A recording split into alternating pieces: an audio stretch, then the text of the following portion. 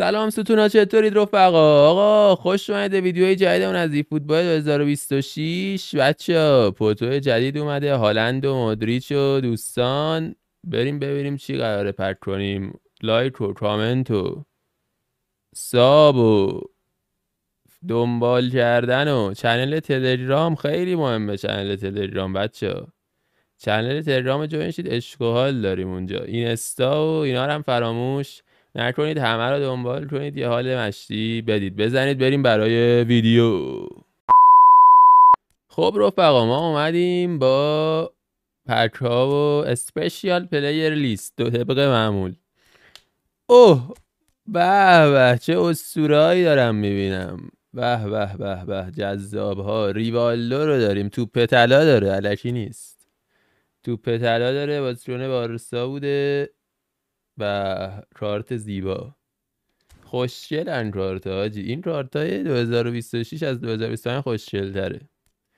جدی بخوایم رو راست باشیم، این انیمیشن پشتش هم که جابجا میشه قشنگتره. روبرتو کارلوس خدای کرلیشون فکر کنم دیگه. آره، اون ایستگاهی زیبا و معروفش هست. هافبک وسط هم میتونید حتی بازیش بید. وای این خدا، این کارت هاجی، وای وای. چرا نمیتونم تروین؟ واقعا چرا اینقدر تروین گرونه من نمیتونم اینا رو بگیرم؟ استیون جراردم که مالی نیست انگار، ولی جراردم آجی قوی بود زمان خودش. خدای لیورپول بود، هنوزم لیورپولیا عاشقشن فکر کنم، با اینکه اونجا لیز خورد، ولی به هر حال آره دوستش دارن. AMF و CMF و DMF هم روی ای بازی میکنه دیگه. اینا ژاکاه و تیلمانس و اینم که نمیشناسم. این آلمانی نیست، این تیمش عوض کرد، برگام وستهم رفت، تو لیگ آلمان بود. یادم چیز فکر نمیدونم درست اشتباه گرفتمش یا نه. اینم که کراستیچ.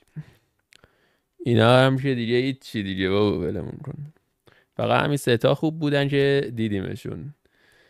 خب این پک رو وایستا یه لحظه بریم اینجا. ایتالیان اینو تازه اومده یا قبلا بود؟ رافائلیا و ایلیز و داوید دخیا، عشق، دوستش دارم آجی. منچستر بهش بیوفایی کرد به نظرم. نمیدونم، حالا نظرتون رو برید شما. اینم که اینو دیده بودیم فکر کنم. کوبارسی و چرچی و ژائو نوس، بودو برس. نه این یه چیز دیگه بود، این چیز بود، اشتباه شد. اینم که یه دونه براتون توی چیز زدیم، توی ویدیوی قبلیمون ندیدید ببینید، استرایک آرنا. آخ نشون دادم که چی رو پک کردیم، ولی ویدیوی استرایک آرنا رو برید ببینید، خیلی قشنگ بود واقعا. عجب گرافیک و جذابیتی داشت. آقا رسیدیم به پک پوتو یا چیزه؟ پوتو این هفته قراره یه دونه هم ازش بزنیم. ارلینگ هالند، برادلی بارکولا، مارتین زوبیمندی، فرمیان لوپز، دکتلاره. این بلژیکیه میدونم، ولی این اسمشو هیچ وقت نتونستم درست تلفظ کنم. بنجامین پاوارد، آلخاندرو گیریمالدو. چرا یه کمی داره زبونم میگیره. گیریمالدو هم آجی تو فیفا یه توتس 99 چیز بابا صورتی چیه؟ من اون صورتی 99 هم داشت، توتس 97 هم فکر کنم داشت. مودریچ، مینامینو ژاپنی موناکوه. بابا اینا رو آدم تازه کارتاش میاد میفهمه. مینامینو لیورپول نبود که رفت موناکو، اصلا تو اخبارم نمیگه. لامصب. منظورم همین اخبارهای ورزشی تلگرامی هم اشاره نمیکنن، منظورم اونجاست بچه. آدزیچ هم که داریم و آنتونیو. اینم که کجا بازی میکنی تو؟ اینم حالا ولش مهم نیست. آقا چیزایی که من دوست بگیرم خوشحال میشم، ارلینگ هالند رو بگیرم خوشحال میشم، با اینکه ازش کارت دارم، برحال بهترین کارت چیزه. بارکولا اوکی هم باش. مودریچ خیلی خوشحالم میکنه، خیلی خیلی خیلی.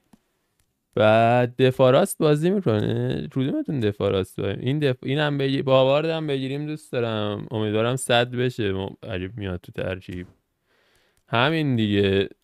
چون آرنولدی که من دارم 99 دوست دارم یه دفاراست 100 داشته باشم. آجی نمیدونم چرا تو دفاراست اصلا بازیکن نداریم. آقا بریم بزنیم دیگه. چیز دیگه این ور که نیومده. نه آقا بریم اینو بزنیم بچه ها. وانا یاد خدا بده به من اون مودریچو. نمیدونم همینجوری گفتم مودریچ. بابا مینامینو داد. وای بدبخت شدیم. داداش مینامینو چیه دیگه این وسط؟ ولم کن دیگه. وای وای وای. ولی همه جا بازی میکنه یارو. LMF و LWF و CF یا همه جا بازی میکنه. حتی رایت وینگر هم وای میستاد. فکر کنم نونم میگیره برامون اگه بذاریمش تو تیم. چند میشه؟ خیلی کمه بابا به درد نمیخوره. این لواندوفسکی کجا اومد؟ 2 تا لواندوفسکی پوتو دارم. نمیدونستم. خب مینامینو رو پیدا کنیم. مینامینو 98 میشه. چقدر شبیه داروین نونیز شده اینجا. به به. اس هم تازه بازی میکنه. همه جا بازی میکنه. آقا عشق منید بچه. همین بود دیگه. واقعا به نظرم که امروز و بدشانس بودیم. راضی هم اشکالی هم نداره. ایونت جدیدم که این تورنمنته بود و دیگه بخوام براتون بگم اینو من زدم و بچه برای رایگانه اینو زدم.